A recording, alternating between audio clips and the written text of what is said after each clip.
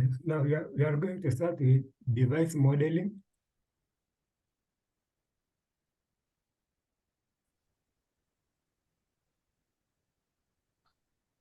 Device modeling, and somebody to read for us the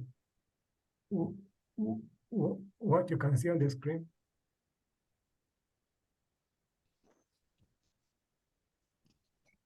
Okay, this is Charles. Let me Yes. read. Device modeling. It's extremely important to have a valid device modeling and simulation design prior to the device fabrication. Technology and design integration are expensive, and post-fabrication tuning is not a fun. So model device designing is very complex. So it is difficult to predict performance characteristics of a device without accurate computer models. Device modeling actually describes the principal method of representing and analyzing devices. Device modeling is useful in device design, production control, and performance analysis. Thank you. Okay, thank you. So that's about device modeling. And in the next slide, we have the purpose why we do device modeling. One is it cuts cost, economical. When you do device modeling, it will help you reduce that device. It cuts development time, that's faster manufacturing, accurate design, and then we have the cutting edge concept, reducing the device in size. And then we have minimize system complexities. On to the next, we have now the device modeling classification. Somebody can take us through that? So device modeling classification, I'm James, so let me continue. Divided in device modeling classification, there is diode device modeling, there is the transistor device modeling, and also we have the semiconductor device modeling. That's the ICs.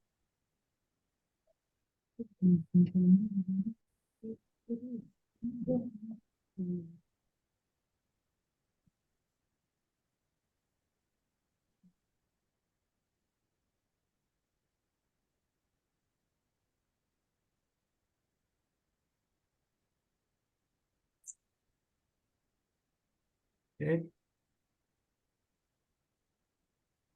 So that is device modeling classification. Now we will start with the first classification, the diode device modeling.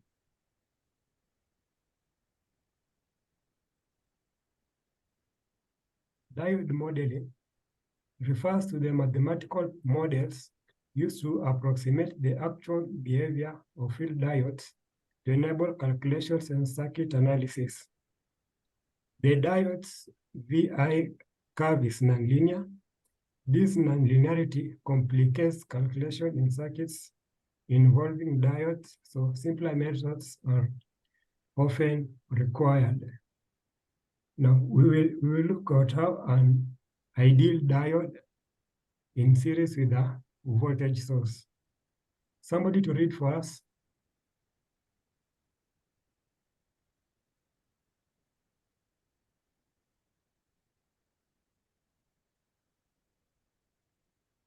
Let me read. Ideal diode in series with voltage source. Let me. Sorry. Let me.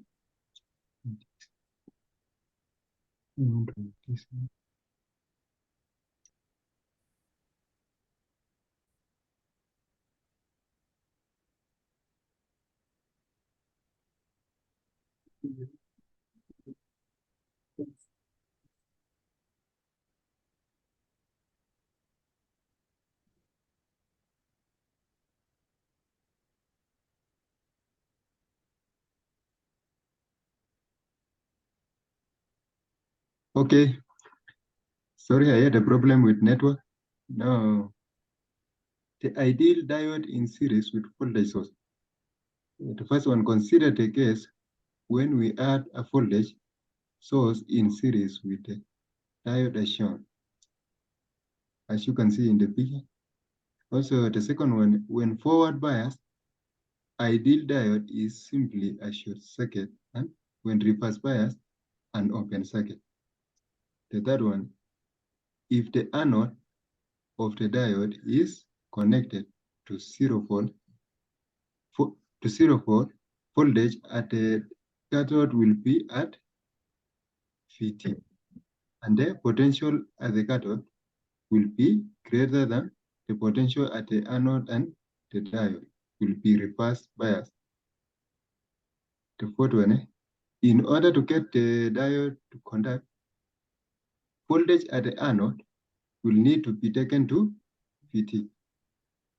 The fifth one, this circuit approximates the cut-in voltage present in real diodes. Sixth, the combined IV characteristic of this circuit is shown. Okay, thank you. So,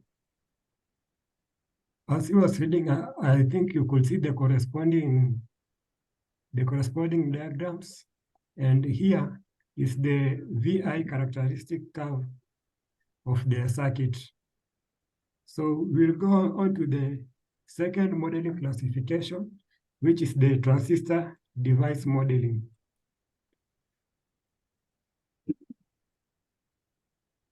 The transistor device modeling, transistors are simple devices with complicated behavior. In order to ensure the reliable operation of circuits employing transistors, it is necessary to scientifically model the physical phenomena observed in the operation using transistor models. There exists a variety of different models that range in complexity and in purpose. Transistor models divide into two major groups. We have the models for device design and models for circuit design. So we are going to start with the models for device design. Somebody to take us through.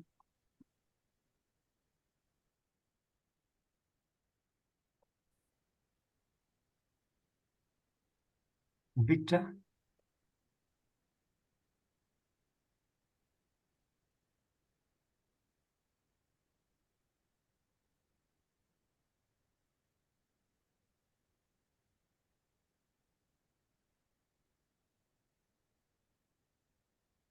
James. So thank you. So models for device design. We find that modern transistors are an internal structure that exploits complex physical mechanism, and the device design requires a detailed understanding of how device manufacturing processes carried, like that is the ion implantation, impurity diffusion, oxide growth, and annealing, etching effect, device behavior. So we find that these process modes simulate the manufacturing steps and provide a microscopic description of device, that is geometry, to the device simulator. Then by geometry, it's meant not only readily identified geometrical features, such as whether the gate as planar or wrap around, or whether the source and drain is altered or not, but also details inside the structure, such as doping profiles after completion of device processing. And then we find that physical processes in the device determine its electrical behavior in a variety of circumstances. Such circumstances include DC current, voltage behavior, transient behavior, that is for both the large signal and the small signal, and also the internal variation in device response. Thank you. That is for the first model, transistor device modeling. We'll go to the second one, which is the models for circuit design. And here, transistor models are used for almost all modern electronic design works. Analog circuit simulators such as SPICE, that is simulation program with integrated circuit emphasis, use models to predict the behavior of a design. LT SPICE is getting popularity too, so most design work is related to IC designs, which have a very large tool cost, primarily for the photomasks used to create the devices. And there is a large economic incentive to get the design working without any iterations. So device modeling must include efforts of various parameters on design, like width and length, the interdigitation, proximity to other devices, transient and DC current voltage characteristics, parasitic device capacitance, resistance and inductance, time delays, and temperature effects. Now we will go to the last device modeling, and which is the semiconductor device modeling. Somebody take us through. Lazarus?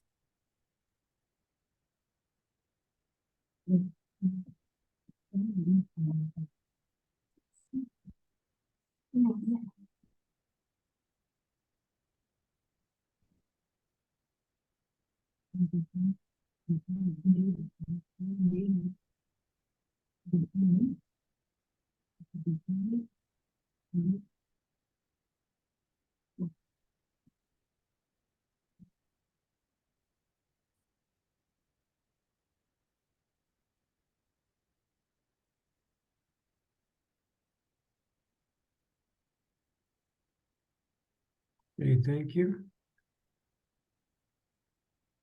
So that's all about semiconductor device modeling. And below there, you can see is it a flowchart? Where we have the circuit, the device, and then the process. The process can either go upwards or downwards. And lastly, why do we do a semiconductor device modeling? And here are some reasons. Semiconductor modeling is based on computational